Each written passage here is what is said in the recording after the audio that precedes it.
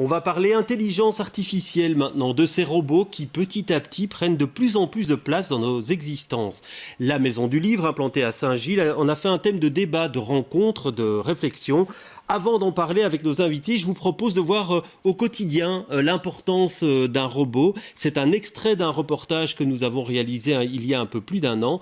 L'arrivée de Zora le robot à l'hôpital des enfants, Reine Fabiola. Bonjour les enfants, je suis Zora, je suis très contente de vous rencontrer.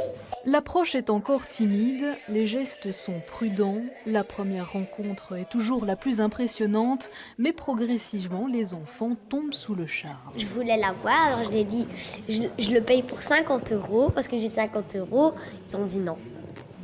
Je sais beaucoup mieux.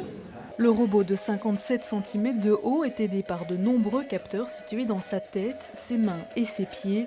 Des microphones directionnels et haut-parleurs lui permettent d'exercer différentes actions. Oui, voilà, donc ce petit robot que vous étiez en train de chercher et donc qui est entré à l'hôpital, à l'Institut Reine Fabiola. Bonsoir Céline Peters. Bonsoir. Vous êtes doctorante à l'Université libre de Bruxelles et vous êtes en immersion depuis un peu plus d'un an dans une entreprise de robotique. Vous êtes romaniste à la base, mais vous étudiez le langage, donc utilisé dans la robotique. Vous êtes entré dans un monde inconnu. Qu'est-ce que vous en avez gardé comme impression maintenant que vous êtes là, implanté dans ce service depuis longtemps ? Mais donc, c'est un laboratoire de recherche publique, le LAS du CNRS à Toulouse. Et donc, en effet, je suis entrée dans l'équipe GPTO qui étudie le mouvement des robots humanoïdes. Alors évidemment, la première impression, c'est beaucoup d'émotions face à ces robots qui sont assez impressionnants, qu'on découvre dans une grande salle de robotique. C'est aussi l'accueil de roboticiens qui sont là, qui ont été là et qui sont toujours là tous les jours pour m'expliquer et pour m'accueillir dans leur métier. Ouais. Mais vous étiez fasciné ou ils vous font peur, ces robots dont on dit qu'ils vont envahir une grande partie de notre quotidien ? Moi, personnellement, je n'étais pas du tout experte de la robotique ou de la science-fiction, du sujet en lui-même. Donc, je suis vraiment arrivée sans idée préconçue. Donc, je me suis laissée guider vraiment par ces experts. Et aussi, je suis entrée pour les observer. Bon, ils ont été très intéressés aussi par mon sujet dès le départ, donc ils m'ont aidé, ils m'aident encore à les étudier, à les comprendre. Alors Joël Baumerder, bonsoir, vous êtes responsable de la Maison du Livre. Alors vous diriez quoi ? Est-ce qu'il faut les craindre, ces robots ? Vous avez décidé de mener une réflexion là-dessus. Ça partait de la base qu'il y a beaucoup de fantasmes qui circulent sur ce monde des robots ? Oui, voilà, ça partait d'un désir d'explorer un peu la question. On se rend compte qu'on est entouré de gens, de sociétés, de GAFA, de grands laboratoires mystérieux, et qu'on n'échappe pas, on peut peut-être vouloir fuir la question, mais on n'échappe pas aux conséquences de ces questions, qu'il s'agisse d'intelligence artificielle, de numérique tout simplement, de codage, etc. Donc à travers ça, la Maison du Livre, alors on peut se demander quel est le lien, mais comme toute question de société, on peut l'explorer à travers la littérature, et d'ailleurs on doit l'explorer à travers les mythes, les livres, et puis les confronter à la réalité. On a décidé, notre petite équipe, donc, de partir à la rencontre de ce sujet, les robots et l'intelligence artificielle, et non pas de se spécialiser, mais de l'appréhender pour comprendre les enjeux. Et à partir de là, d'essayer de les partager. Les enjeux, quand on les présente, ils sont à bien des égards économiques. On dit qu'on va faire des économies d'échelle, donc grâce à la robotisation, et que ça permettra finalement de libérer de l'homme de beaucoup de tâches. Alors il y a ça, mais pas que ça, on imagine. Non, il n'y a pas que ça. Alors, certes, on peut voir ça sur la question économique, le travail et l'emploi. On peut le voir en termes de contrôle de la société. On peut aussi le voir d'une manière très effrayante, qui est celle que prônent les transhumanistes, par exemple, et qui parlent d'éternité, d'homme augmenté. Quelqu'un, d'ailleurs, a dit cette fameuse phrase « Les humains qui refuseront de se faire augmenter seront les chimpanzés du futur.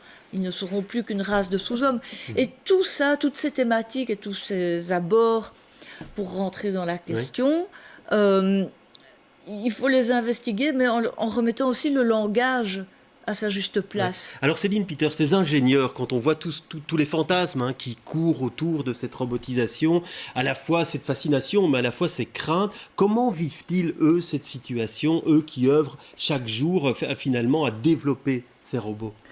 Mais je pense que, je ne peux pas parler au nom de tous les roboticiens, bien sûr, mais de ce que j'ai pu observer dans cette équipe, c'est qu'il y a beaucoup de frustration de la part de chercheurs qui essayent d'expliquer et de mettre en valeur leur discipline et où le message ne passe pas, un message qui est technique, ils veulent montrer ce qu'ils font, vraiment leur métier. Ce qui ressort des rencontres, c'est justement toutes ces questions qui sont toujours les mêmes et qui sont nourries par la fascination, la peur. Alors il y a la plupart des discours qu'on entend sur la robotique, justement, ce sont des discours qui éveillent ces émotions-là. Mmh.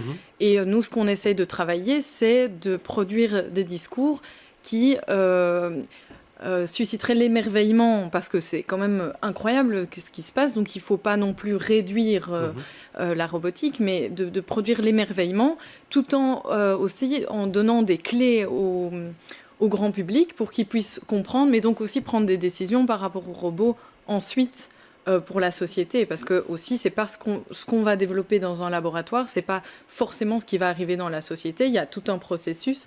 Et dans ce processus, il y a une étape qui est de la décision de est-ce qu'on va intégrer telle ou telle technologie dans notre société, mais pour ça, il faut aussi la comprendre. Ça ne veut pas dire qu'il faut tous devenir ingénieurs ou roboticiens, mais il y a quelque chose à faire des deux côtés, du côté des roboticiens et puis du côté des citoyens, et ce lien de confiance qui est à retravailler. Ouais. Et il y a ce terme intelligence artificielle, alors on se pose beaucoup de questions, est-ce qu'il est vraiment approprié, est-ce qu'on doit utiliser ce terme intelligence artificielle, est-ce que ça existe ça, ou finalement on dit ce n'est que ce que les hommes en font? Mais moi, une des interventions qui m'a le plus marquée, c'est justement celle de Jean-Paul Laumon, chez qui Céline observe, et il l'avait expliqué lors d'un colloque qu'en 1957 ou 58, des roboticiens s'étaient réunis et avaient trouvé que ça sonnait bien pour le grand public de faire un colloque autour de l'intelligence artificielle. Ils auraient pu utiliser le mot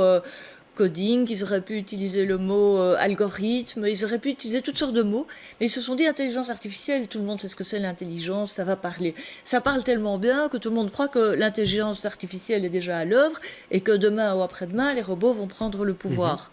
Ça, c'est l'angoisse la plus généralisée ou la fascination dont tu parles.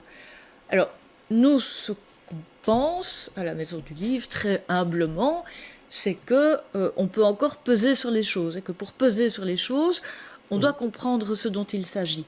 Comprendre ce dont il s'agit, ça veut dire décortiquer ces notions, et ça veut dire aussi accepter de n'être pas 100% radicalement contre tout progrès technique. Oui, de toute façon, on y va, quoi qu'il en soit. Je veux dire, voilà. On ne pense pas que ça va s'arrêter. Mais une chose, Céline Peters, est-ce que cette responsabilité-là, elle est ancrée dans l'esprit des chercheurs quand ils développent leurs projets? La responsabilité des applications. Oui. Et de ce qu'on pourrait en faire et de ce que ça pourrait amener à l'avenir en termes d'emploi, en termes de remplacement des hommes par des robots. Est-ce que ça, c'est vraiment ancré dans la réflexion, ou alors c'est d'abord le progrès et les avancées technologiques qui priment?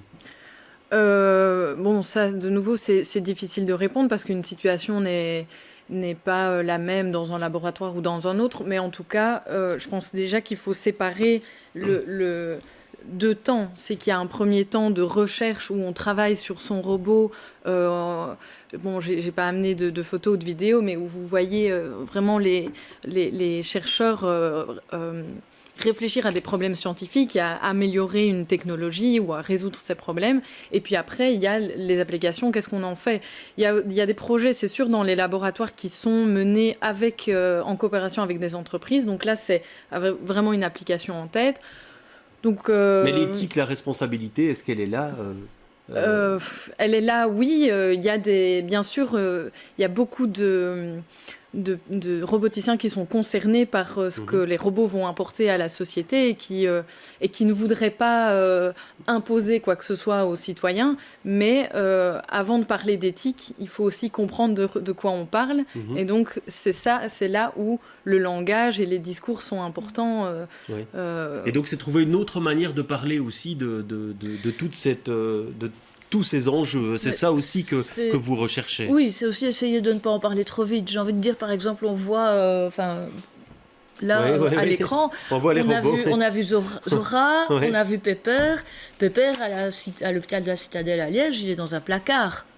Voilà, et je ne connais pas les raisons exactes, mais Zora, quand on la met sur une scène et qu'on essaye de la tester, elle se plante. Je veux dire, il y a des petites interactions, oui. Il y a des choses rigolotes qui se passent, mais si une équipe de soins ou autre n'est pas là pour gérer cette relation entre le robot et l'humain, voilà, ça se plante vite fait. Et donc, pour revenir aussi une seconde, rapidement. Dans nos universités, dans les facultés d'informatique et de robotique, il n'y a pas de cours de déontologie, il n'y a pas de cours d'éthique. Il y a quelques profs qui se battent pour ça commence. Installer ça, mais on n'y est pas encore. Oui, ça commence, vous me dites. Oui, je pense qu'il y a des initiatives, mais en tout cas, pour revenir sur la question du langage, c'est ce qu'on avait commencé à aborder, c'est juste que, voilà, il ne faut pas reporter tous les mots de la robotique sur le langage. On n'est pas là pour manipuler ou quoi que ce soit, mais il faut comprendre et...